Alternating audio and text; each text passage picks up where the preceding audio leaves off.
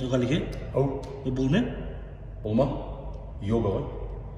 Ғалике, осы сіз тренировкаға барып жатсыз, бассейнге барып жатсыз, боксқа барып жатсыз. Вообще азыққан жоқсыз ғой? Қайта семіріп жатсыз. Ой, сорлы кезі сенде. Көрерім 4 үйден обед ішіп, 4 үйден ужин ішсең. Ішпей қойға болмай ма? Ішпей көр. Бәлеге қаласыз, айтады ғой, тоқалың той дүрбеге шығар, бәйбішенің тамақ тәтті шығар. Не қыласың ол да басын қатырмайды. Бұл іше берген дұрыс.